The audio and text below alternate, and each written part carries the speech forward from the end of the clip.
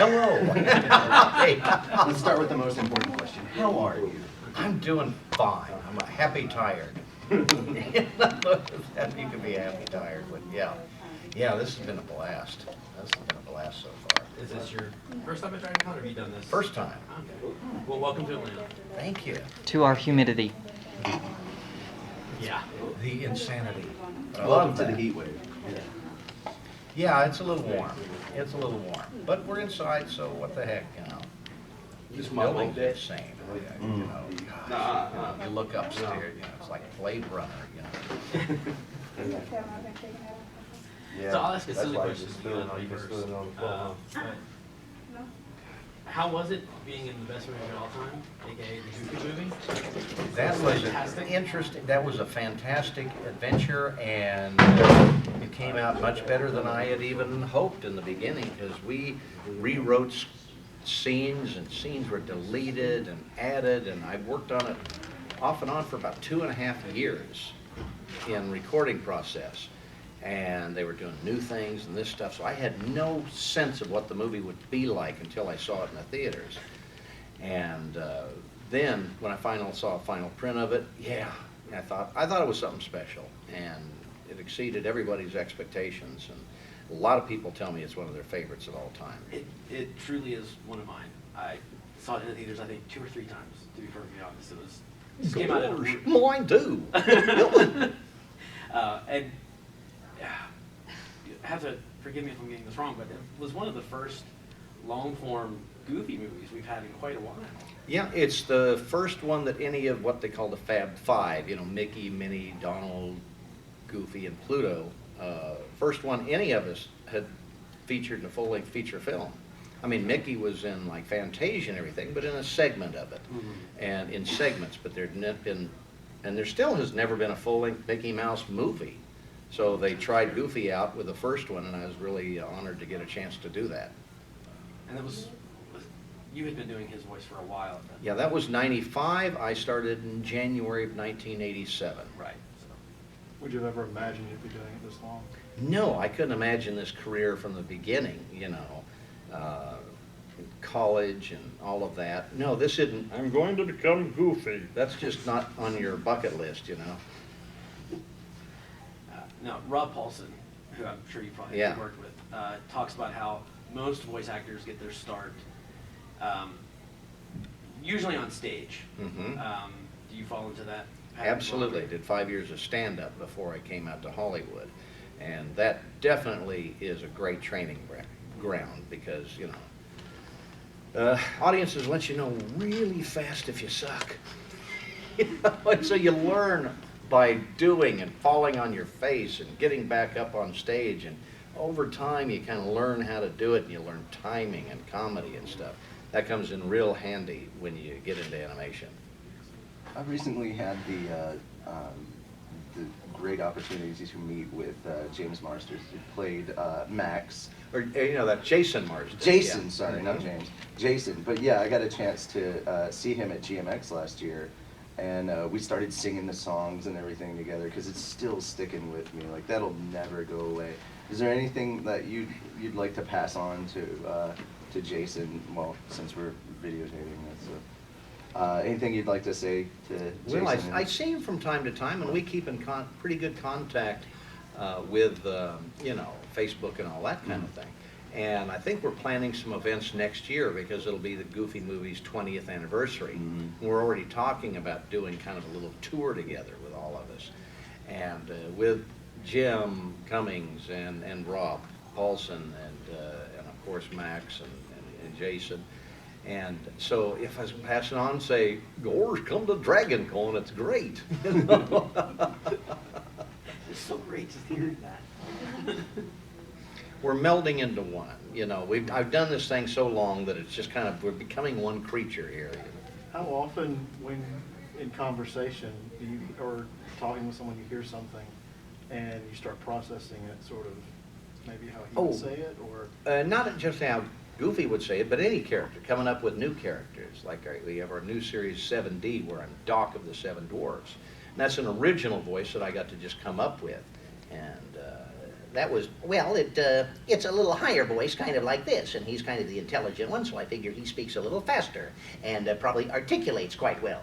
And there are little clues you get when you come up with it. And also I kind of based him a little bit on, you know, a Jiminy Cricket in a way, because he's kind of the, you know, let your conscience be your guide, that kind of thing. And he's the conscience and kind of the leader of the Seven Dwarfs, and he comes up with the plans quite often. And so that's kind of where I got that inspiration. You take a little Jiminy Cricket and you put in just a little Christmas elf and you get Doc. I was going to ask what some of the influences were for several of the characters that you portrayed. A lot of my voices are voice matches. The Warner Brothers characters that I've done, Bugs and Daffy and Foghorn, Sylvester, Yosemite, they were already set in stone. You just have to do it really good the way that Mel did. Other ones you get to come up with on the spur of the moment, and anything can be an inspiration. For example, Maurice LaMarche told me that in the 7D, Grumpy, he just looked at him and said, "This is like Danny DeVito. He's kind of short and crabby." So he started doing kind of a Danny DeVito kind of character, and it came out and it works, you know. That was brilliant. I love Mo. So He fun. is great. He is amazing. I'm running out of like questions to ask. I had another one, and then you At did this that point in voice, time, and I I'm just went, like, "Look, my neck," I'm and I ready to started bust into song right now. Right. That's basically You talked about starting out in stand-up and doing things, and I guess, I think I've read some of your early impressions with John Wayne and things Oh, like yeah. that. Mm. Still do those from time to time? And Well, whenever I get a chance to do them, I do. Get those wagons in a circle. Gosh, yeah. Jimmy Stewart was always a favorite. And, well, Walter Brennan, all them old Western sort of things, voices that I do. And Always one of my favorites with Pat Buttram. He was a favorite because his last movie was a Goofy movie. Got to talk with him and everything, and sit down and listen to the genuine article. Now, do you do voices for the parks as well? oh, sure. Everywhere you hear Goofy and Pluto and the other ones, it's me, and has been exclusively since 1987. Now, do you ever just hang out at the park and then catch people, probably like me, that are trying to do Goofy? Oh yeah, oh yeah, all the time, and I'll hear parents and stuff like that. One of my favorite things, occasionally, if I'm standing in line somewhere and someone's got their kid on their shoulder and the kid's like to sleep, I'll just go, "Oh, yeah, gosh," and the kid's like waking up and looking around, and, you know, Hey, you're Goofy. Shut up, go to sleep. It's brilliant. I like It's to a use super- my voices for evil like that too. Yeah. Thank you. It's like a superpower. It's amazing. you can turn it on. Dawes Butler, who was a mentor of mine and did all the great Hanna-Barbera characters, Yogi Bear, Huckleberry Hat, he always said it was the best kind of celebrity because you could turn it on and off. You know, if you're, you know, Tom Cruise, you can't walk around out here without being in a disguise or something. No problem for me. Now, obviously, you inherited Goofy, so Yes. there was already a Goofy voice. Right. But now you've done it so long. Do you feel like you've been able to add your own things to it, that you've Oh, yeah. now made it your own, where you're not just... Yeah, the first couple of years I was doing an impression of the way Goofy was in the old cartoons. After a while, you kind of put little tweaks and stuff into it and kind of put a little bit more of your own personality into the character. And so he's kind of melded and kind of changed a little bit. And so it definitely feels, yeah, very like an old worn pair of shoes. They just fit perfect. That's the way it feels now. And also with the Goof Troop's television series, you got to actually explore a little more into the character of who Goofy was. So Yeah. as you were starting to mold who Goofy was yourself, he was also kind of, we were beginning to understand a little bit more about him because he Yeah. hadn't been explored in such depth before. Exactly, yeah, which he made it much became, more and interesting. even with Goof Troop, which was kind of just in regular kind of cartoon comedy, he became a father, he became caring, he became, and had other emotions. Then with a Goofy movie, we got to explore those even more where, you know, Max disappoints Goofy, he's hurt. And rarely had they ever done anything like that before. And explore a lot of emotions and still keep it genuinely goofy was the challenge on that film. And I'm gonna try not to cry at this point, but around the time that Goofy movie had come out, I had just recently lost my father, and it had only been a couple of months, and a lot of the traits that I saw in Goofy were traits that I remembered from my father. So I think that's kind of why I had such a personal attachment to the film itself, because I kind of saw a lot of my father in that character, and so I wanted to say thank you for that, because you helped me kind of deal with a lot of the pain that I had, and actually be able to put like a positive light on remembering my father and everything. So That's amazing. thank you so much for that. Sure. It was a father-son thing for me. My son was right around 5 years old. He's born in '89. And so when it came out, it was a father-son thing for me too. I think it confused the heck out of Austin, because he didn't know if he was Max or Goofy's son or my son. He didn't know. Yeah. And I tell the story when we saw an early screening of that, and we came out of it, and Austin was crying. And I said, "Well, what's the matter, buddy?" He says, "Well, when Goofy was going over the waterfall, I thought that was you." And I was like, "Oh man, movie's gonna work. Movie's gonna work." Now, you've done kind of a broad range of voices. Is there a character that's still like, that's my bucket list character, I would love to just do that once, I want to be Oh the yeah. villain, or I've had, there's a lot of them that I haven't done, you know. Kermit the Frog, I actually got to do it once, but it was cut out of the show. This was one of my favorites. I did a few in the early days. I actually got to, this a couple of years ago, to Comic-Con in San Diego. They were doing a thing for June Foray, who's like, you know, she's like 96 and still working. She did Rocky.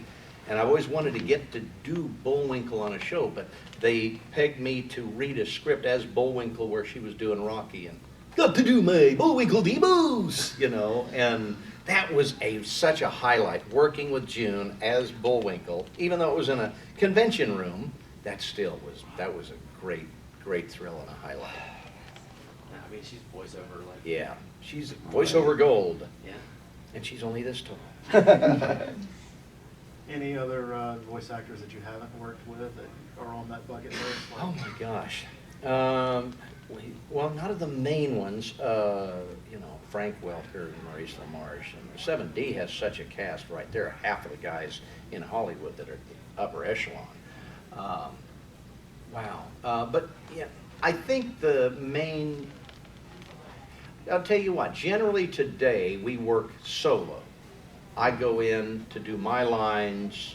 Maurice comes in later to do his lines, and then whoever comes in after that. So we don't see each other that often. I miss the camaraderie of recording with Mickey and Donald for, say, Mickey Mouse Clubhouse that we used to do, but don't get the chance to do that anymore. So yeah, there's a lot of people I've worked with, but I haven't actually been in the same room with. There's a lot of those. when you mentioned Mickey Mouse Clubhouse, I feel like I owe you a lot of money for babysitting my kids. I don't think I can afford to pay you how much I probably owe you, but maybe I can find out. Oh, your usually rates. parents come up and say, you know, "Do you know how many times I had to listen to the hot dog dance?" So it's okay. I think you can work out a payment plan and he'll be fine. There we go. Who would you say would be a voice that people would be surprised to find out it's you? I mean, you go to a voice actor's IMDb Yeah. page, and there's so much. Oh, yeah, well, you know, oh, definitely. There's a lot of little individual voices that no one even thinks about that are me in games and announcers and stuff, like Monsters, Inc., a lot of the little yellow guys running around, that's me. In Toy Story, the voiceover at the Pizza Planet was me. I did things like T-minus 29, 28, 27, getting ready for lunch. Announcers, probably the most obscure voice that no one even knows is a voice was in the show The Beauty and the Beast. And I was on the ADR group. We did a lot of voices in that. There's one where Gaston's in the bar and he's singing about decorating with antlers and stuff, and he throws 3 eggs up in the air, and it goes, "Look, look, look." Well, that was me. I'm eggs. I'm eggs. That's great. You'd think it was a sound effect. No, someone did it. So, you know. Bringing it back to video games real quick, I mean, video games has been a huge medium for voiceovers. Yes. and especially with like all of the Kingdom Hearts series Oh, absolutely, going out. yeah. How is that like? Because it's kind of it's a slightly different process because it's taking one genre and mixing it with another genre. Was that something new to? Was that a new challenge, or was it just kind of a new fun way to present Goofy, or how Well, did that work out for you when? Generally, the recording is a little different in that, and especially with Kingdom Hearts, which was originally produced in Japan. So we are looping it into English. I'm listening to the Japanese actor in my headphones doing the Japanese Goofy, which is like, oh, Toshimaiko, oh, ciao, oh. And that's weird. And so I've got to say, come on, Sora, let's go, in English, but keep it in that same time frame as much as they can so that the lip flaps kind of match as close as we can get. That's weird. That was a much more difficult challenge. Yeah. It was also interesting that the Japanese directors and stuff were in the studio, and they were visiting from Japan to see how the project's going and everything, but some of them would like give directions and they can't understand a word I say. And I remember once I was doing Pluto, and the direction was, "Oh, it is going King Charles, oh, the woof, woof, woof." And I got, woof, woof, woof. Oh, yeah, that's very good. Oh, yeah. He would like you to go faster. You know, and then woof, woof, woof, you know, and do the thing, and they're all happy. Oh, that's it. Very strange, very strange. Do you slip in and out of voices just in regular conversation? My wife thinks I do. So, What am I being accused of? What? slipping in and out of voices in a conversation. Only when you're in trouble. Yeah. I've actually used that. She was really mad at me once. And so I got at the end of the bed and I put socks on my hands and I said, "You aren't really mad at Bill, are you?" You can't fight with a sock puppet. Did it work? Thanks, I'm totally using this. Yes, but I was laughing, but I was mad, but I was like, and we'd only been married like a couple of months at that point. I was like, oh, I've got a life of this. But your experience is going to bring so much consolation to my wife. So I hope so. Because I'm constantly slipping out of characters, and I don't even do it professionally. Well, I mean, there's, as we say to our children, time and place, time and place. We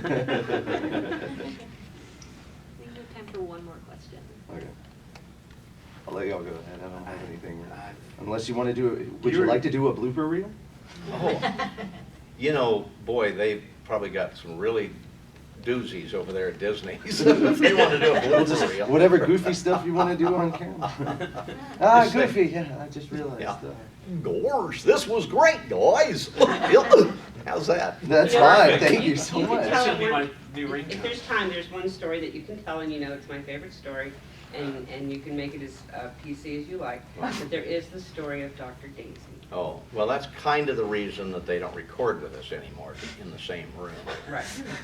We had to do an episode of Mickey Mouse Clubhouse called Dr. Daisy, and one of the lines that Goofy had to say, and Daisy was like the doctor, and Goofy had hurt his knee, and Goofy had to say, "Gosh, Daisy, would you blow on my boo-boo?" And it took us about a half an hour to get that line out. You know, we were just falling on the floor laughing, and I couldn't say it without laughing. And then Wayne, who did Mickey, was just, you know, over there and said, "Gosh, can she blow on my boo-boo after that?" You know? And just everyone was just losing it. And so after that, "We're gonna separate you people."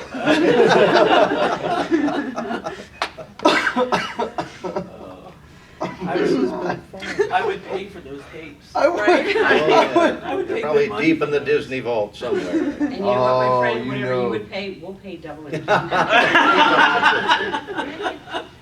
You know somebody is just gonna get mad over at Disney, and that's gonna end up on YouTube eventually.